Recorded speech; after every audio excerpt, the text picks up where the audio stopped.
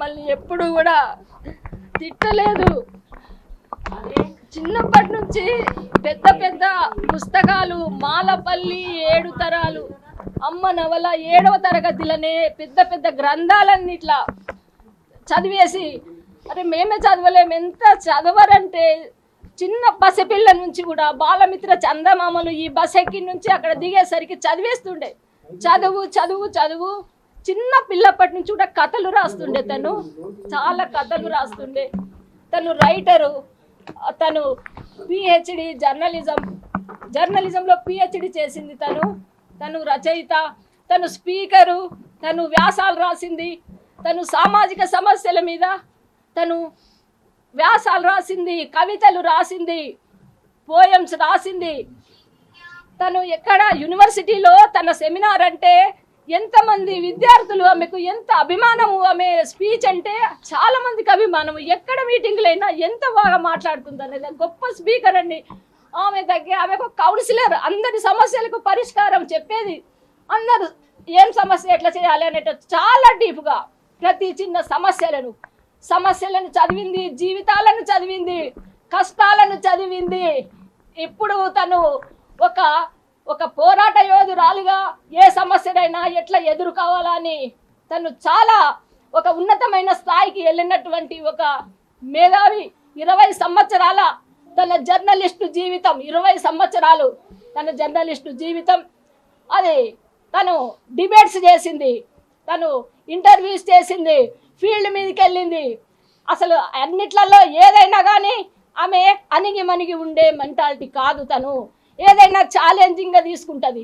ఏదైనా కానీ వాళ్ళకు సవాల్ విసురుతుంది. తను ఏదైనా సరే నేను ఇంతే ఉంటా అని అన్నది. ఎందుకు ఉండాలి అట్లా అని చెప్పేసి క్వశ్చన్ చేస్తుందండి. క్వశ్చన్ చేస్తుంది కాబట్టే ఎవరి దగ్గర కూడా నా ఆలోచనలకు భిన్నంగా ఉన్న వాళ్ళతో నేను ఉండలేను. ఛానళ్ళల్లో కూడా తను చాలా వివక్షతలను ఎదుర్కొని అనేకమైన ఛానళ్లకు తను తిరిగి తను ఉద్యోగం చేస్తున్నది. ఇప్పుడు టీ న్యూస్లో స్పెషల్ కరస్పాండెంట్గా తను చేస్తున్నది. ఇప్పుడే మొన్ననే హెచ్ఓడిగా కూడా ఇచ్చారు. Head of the department. చాలా వర్క్ ఉంటుంది. అందరికి షిఫ్ట్లు వేయాలి. నాకు నిద్ర లేదమ్మా, అలసట బాగా అవుతున్నది, నాకు అలసిపోతున్నా, నీకు మెసేజ్ పెట్టడానికి ఫోన్లు చేయడానికి టైం లేదమ్మా అని చెప్పింది. ఎన్ని సమస్యలకు తను ఏంటంటే నా సమస్య నేనే పరిష్కారం చేసుకుంటా, నాకు తెలుసమ్మా, నా సమస్యకు నేను పరిష్కారం చేసుకోవాలి, వేరే వాళ్ళు ఎవరు కూడా చేయలేరు. అంత కాన్ఫిడెన్స్ ఉన్నటువంటి ఆమె ఏ పర్సనల్ సమస్యలైనా కానీ ఆమె అట్లనే డీల్ చేసుకుంటున్నది. ఎంతమందికో ఆమె ధైర్యం చెప్పింది. అలాంటి ఆమెను ఇట్లా కరెక్ట్ అసలు మేము పోయేసరికి శవం కనిపిస్తుందంటే నిజంగా చంపి ఇట్లా వేలాడదీసిండ్రేమో అన్నట్లు అక్కడ కనిపిస్తున్నది అన్నట్టు. చాలా అనుమానాస్పదంగా కనిపిస్తున్నది. ఎవరు నేరస్తులు ఉన్నారో మేము పోలీస్ స్టేషన్లో కేసు పెట్టినాము. ఆ కేసు ప్రకారము వాళ్ళు ఫోన్లు తీసుకున్నారు. ఇన్వెస్టిగేషన్ చేసి ఆ నేరస్తునికి కఠిన శిక్ష విధించాలి. ఇంకా ఏ మహిళలు కూడా ఇలాంటి దానికి గురి కాకుండా ఉండేటట్టు మోసకారులు ఎట్లా మహిళలను ఏ రకంగా మోసం చేయవచ్చు అనేటటువంటి మోసకారులు కూడా ఈ సమాజంలో ఉన్నారు. అలాంటి అంటే ఆమె ఎంత ధైర్యం ఉన్నామే, ఆమె ఎంత అంటే నిజంగానే ఆమెను చంపి ఉరేసి ఇంకా ఏ డోర్ల నుంచి ఎన్ని రోజుల నుంచి ఏమి ప్లాన్లు వేసుకొని ఏమి జరుగుతున్నాయో చాలా అనుమానాస్పదంగా అక్కడ కనిపించింది. అది అందుకోసం మీరు నేరస్తులను శిక్షించాలి, ఇన్వెస్టిగేషన్ వాళ్ళు చేసి తొందరగా నేరస్తులను శిక్షించాలని మేము కోరుకుంటున్నాం.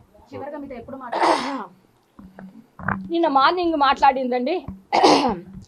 పాపకి స్కూల్కి బ్రేక్ఫాస్ట్ కోసము పాపకి ఇక్కడ మా గ్యాస్ మంట మండింది. మా గ్యాస్ అది మొత్తం స్టవ్, అందుకోసము అది ఇంకా బేబీ ఇట్లా అయిపోయిందంటే సరే మీరు అది ఆఫ్ చేయండి, మీరేం చేయొద్దు, హోటల్కి వెళ్ళి పార్సల్ తెచ్చుకొని పాప స్కూల్కి వెళ్ళిపోతుంది, మీరు అసలే మెకానిక్ వచ్చినాక తర్వాతనే మీరు అది చేయండి, మీరేం ముట్టొద్దు, మీరు జాగ్రత్తగా ఉండండి అని మాట్లాడింది పొద్దున.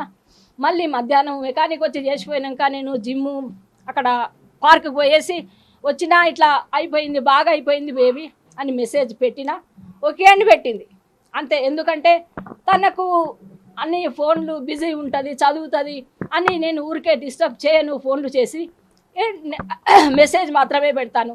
తను పాప కూడా స్కూల్కి పోయింది, స్కూల్ నుంచి మా హస్బెండ్ వాళ్ళ తాతయ్య తీసుకొచ్చిండు స్టేషనరీ సామాను కొనిచ్చి.